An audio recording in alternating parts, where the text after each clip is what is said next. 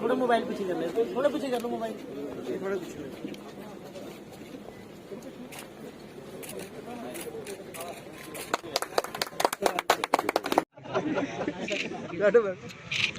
चल बस, thank you. पीछे सर कितनी पीछे जाएंगे, पीछे कैसे क्लिक करेंगे? और ये कुछ आप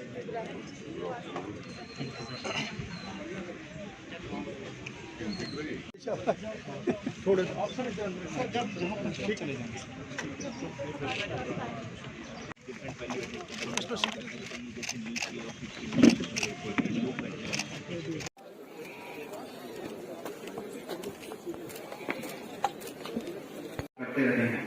उपस्थिति के उच्च आंकड़ों के साथ आप 13वीं लोकसभा के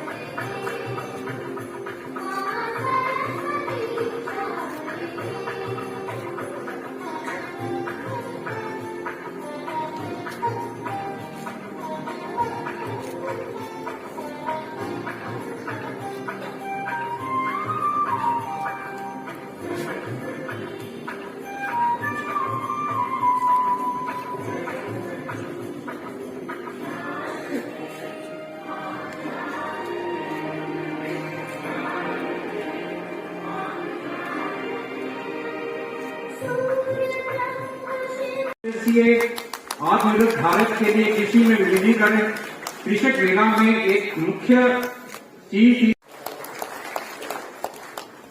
इसी संदर्भ Shri Ashwini Kumar ji best community can't जो कि लीकरा, श्री महेश्वर सिंह जी बेस्ट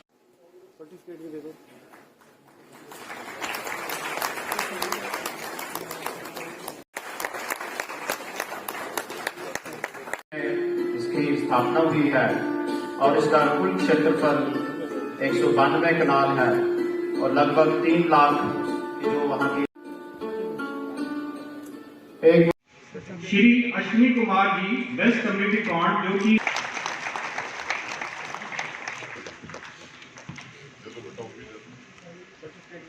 हाँ जी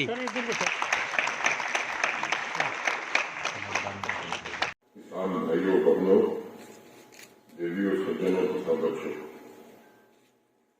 मैं सबसे पहले प्रोफेसर जेपी शर्मा, उनकी टीम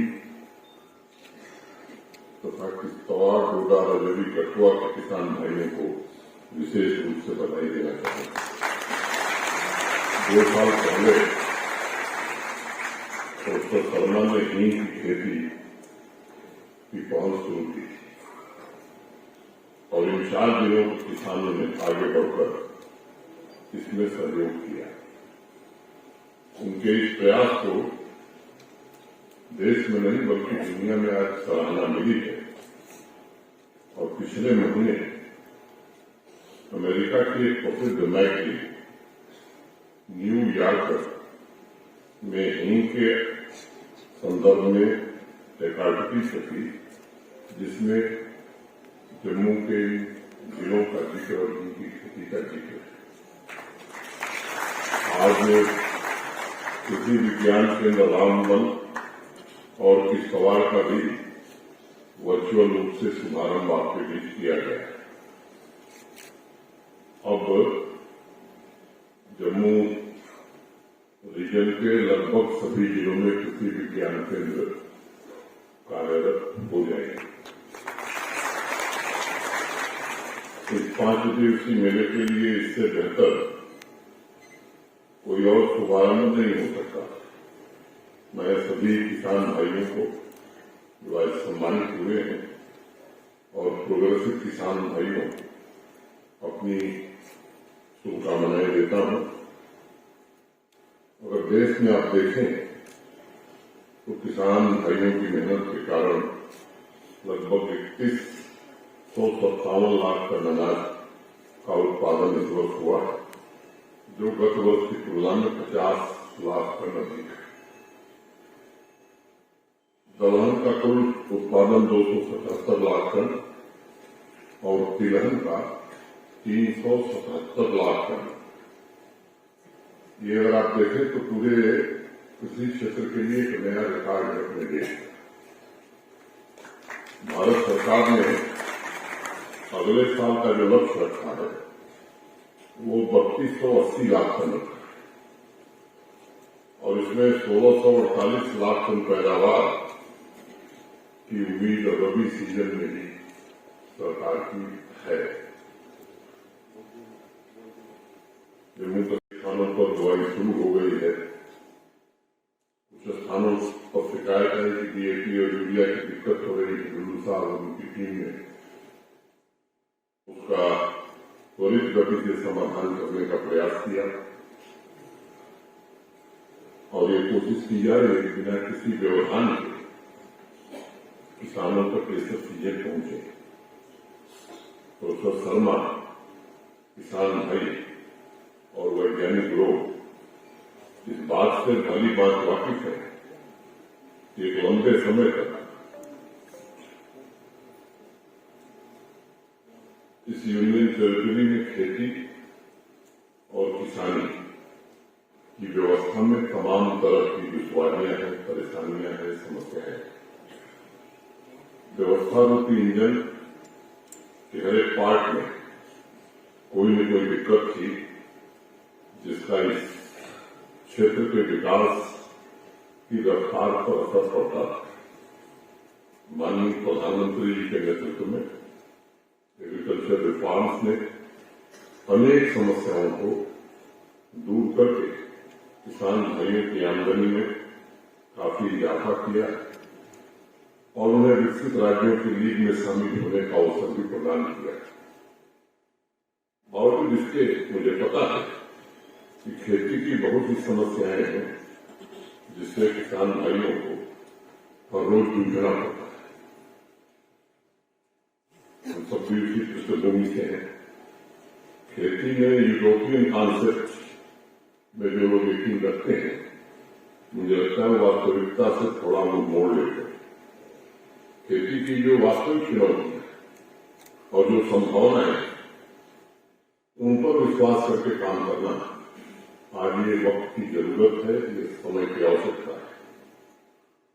पिछले 2-3 वर्षों में जम्मू कश्मीर में विपरीत हुए हैं और किसान भाइयों की मेहनत के कारण, कृषि वैज्ञानिकों के परिश्रम के कारण और आपसी तालमेल के कारण उनकी समस्याओं को समझने में भी सुविधा हुई है और उस दिशा में काम करने की कोशिश भी हुई है। मैं बात आज कहना चाहता हूं कि श्री अटल डुल्लू जी ने जैसे विभाग को संभाला, गंभीर रुचि लेकर के पूरे इस सेक्टर को कैसे ट्रांसफॉर्म किया है, उन्होंने समस्याओं को समझने का प्रयास किया है। इन समस्याओं का निदान क्या हो सकता है, इस पर काम करने की कोशिश की है।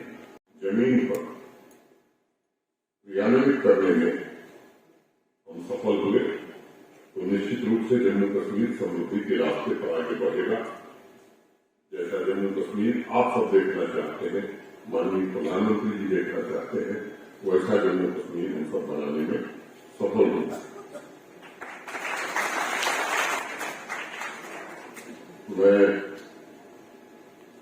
2 मिनट में 2 बातें यहाँ पे खत्म करूंगा। मित्रों, आजकल नॉलेज इकॉनमी की बड़ी चर्चा है। ये गुलामी के कालखंड में या उसके बाद मैं कहूं तो निश्चित रूप से हम पीछे हुए हैं इस मामले में, लेकिन वास्तव में भारत अगर सोने की चिड़िया था तो नॉलेज इकोनॉमी के कारण था। ये तथ्य हमें जानना चाहिए। दुनिया के जो वैज्ञानिक आज बड़ा दावा कर रहे हैं, तो इतिहास में थोड़ा पीछे जाएगा और देखिए कि हमारी स्थिति क्या है। कि दुनिया के देशों को नेविगेशन के बारे में कुछ नहीं पता था, तो हमारे पानी के जहाज दुनिया के सुदूर देशों में जाते थे और अर्थमेटिक के आधार पर जाते थे, लॉगरिथम के आधार पर जाते थे। और न्यूटन जैसे वैज्ञानिक ने ब्रिटिश पार्लियामेंट में कहा कि अवार स्टील हिंदुस्तान में बनता है, उनके जहाज कैसे पहुंच जाते हैं उस समय दुनिया के लोगों को नहीं पता था। और सोना को ही चुरा के नहीं जाए, सबसे बेहतर स्टील दुनिया का यही बनता था, स्टील हम ले जाते थे और सोना ले आते थे। मुझे लगता है कि अब वो समय आ रहा है। स्टार्टअप यूनिकॉर्न 86,000 स्टार्टअप आज हमारे देश में दुनिया की बड़ी शक्ति बनने जा रहा है। अब ये जो समय है ये भारत का समय है और उसमें हम सब लोग अगर मिलकर के काम करेंगे तो मुझे लगता है कि अभी हम 5वीं बड़ी अर्थव्यवस्था बने हैं दुनिया की। जिस देश के हम गुलाम थे वो देश आज हमसे अर्थव्यवस्था के मामले में पीछे हो गया है और प्रधानमंत्री जी ने बड़ा लक्ष्य रखा है और मुझे लगता है कि उसमें जम्मू कश्मीर का योगदान भी किसी प्रदेश से कम न हो, इसके लिए आवश्यक है। इसलिए एग्रीकल्चर रिलायंस सेक्टर को हम पूरी तरह से ट्रांसफॉर्म करें, इसके लिए हम सब मिलकर के काम करें। इतना ही निवेदन करता हुआ आप सबको हृदय से साधुवाद देता हुआ। आज से ये यूनिवर्सिटी का 5 दिवसीय मेला शुरू हुआ है। तो मेला बहुत अच्छा लग रहा है और करीब 250 पौने 300 इसमें स्टॉल हैं। इसमें बीज की भी बिक्री हो रही है, प्लांटिंग मटेरियल भी मिल रहा है। एक आकर्षण ये है कि जो फार्मर प्रोड्यूसर ऑर्गेनाइजेशंस बने थे उनका एक कॉर्नर है जिसमें उनके प्रोडक्ट्स भी हैं, सेल भी हो रही है। इसी तरह से जो हमारे बच्चे हैं, यूथ है, जिन्होंने अपना कार्यक्रम शुरू किया है, स्टार्टअप शुरू किए हैं, एक उसका भी कॉर्नर लगा हुआ है। और रूरल स्पोर्ट्स को हम बढ़ावा दे रहे हैं। एलजी महोदय ने उसका उद्घाटन उसका भी किया और मेले का भी किया। और उसमें जैसे हमारे गेम थे, कबड्डी है, कुश्ती है, टग ऑफ वार है, तो उसमें जो पार्टिसिपेंट हैं, छात्राएं भी हैं, स्कूल की भी हैं, कॉलेजेस के भी हैं, फार्मर्स हैं, उनके बच्चे भी हैं। तो एक बड़ा रुचिकर कार्यक्रम हो रहा है। आप जहाँ खड़े हैं उसके पीछे एक फलों की और फूलों की और सब्जियों की प्रदर्शनी लगी हुई है। तो इस तरह से मशीनरी का भी बहुत बड़ा एक स्टॉल लगा हुआ है जिसमें तरह तरह के जो यंत्र हैं, मशीनरी है, वो लगी हुई है। और आने वाले समय में इसमें और भी आकर्षण हैं, जैसे डॉग शो है, वो चंडीगढ़ पंजाब तक के किसान इसमें आते हैं।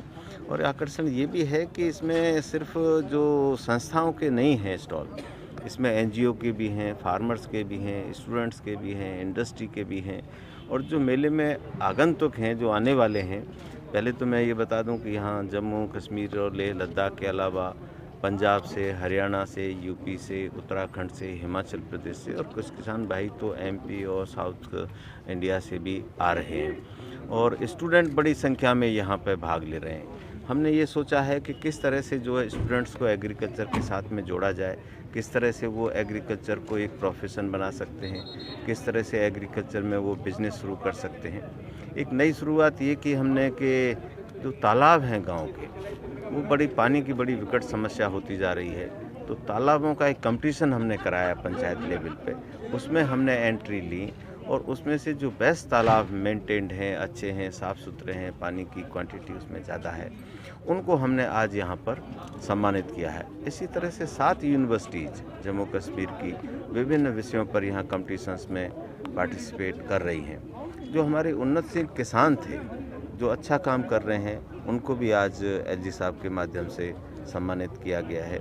और यहाँ पर जो मेले का मूल विषय रखा गया है वो डाइवर्सिफिकेशन रखा गया है, विविधीकरण रखा गया है, क्योंकि यहाँ की जलवायु ऐसी है जो देश के अन्य भागों में या वर्ल्ड के अन्य भागों में ली जा सकती है, जो भी चीज़ वो यहाँ ली जा सकती है। सैफरन से लेके काला जीरा से लेके लेवेंडर से लेके लेमन ग्रास से लेके यहाँ हर तरह की चीज़ जो है हो सकती है। आज हींग के विषय में भी चर्चा हुई। करीब करीब 950 करोड़ की हींग हम अफगान से और ईरान से मंगाते हैं, तो हमने उस पर भी काम करना शुरू किया है। तो ऐसी खेती जो कम समय में कम ज़मीन में अधिक आमदनी दे सके और हमारे युवाओं को जो है यो रोज़गार दे सके, ऐसे विषयों पर हम यहाँ अगले 5 दिन चर्चा करेंगे।